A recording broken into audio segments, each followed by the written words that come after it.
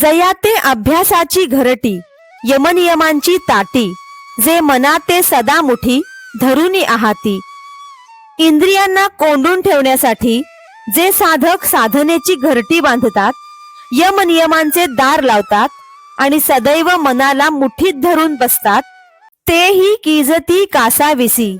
या इंद्रियांची प्रौढी ऐसी, जैसी मंत्रज्ञाते विवसी भुलवी का.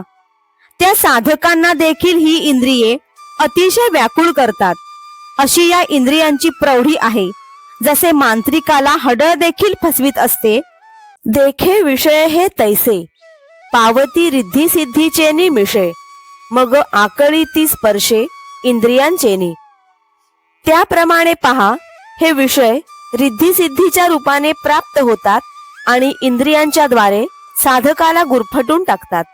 तिये संधी मन जाये, मग अभ्यासी ठोठावरे ठाये, ऐसे बळकटपण आहे इंद्रियांचे. अशा चक्रात मन सापडले म्हणजे ते अभ्यासाने देखील जागृत होत नाही.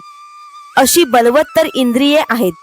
तानी सर्वाणि संयम्य युक्त आसीत मत्परहा, वशे हि यस्येन्द्रियाणि तस्य प्रज्ञा प्रतिष्ठिता. कर्मयोगी साधकाने सर्व इंद्रियांना वश करून मन माझ्याकडे स्थिर करावे. ज्याने इंद्रियांवर विजय मिळवला आहे, त्याची बुद्धी स्थिर झाली असे समजावे.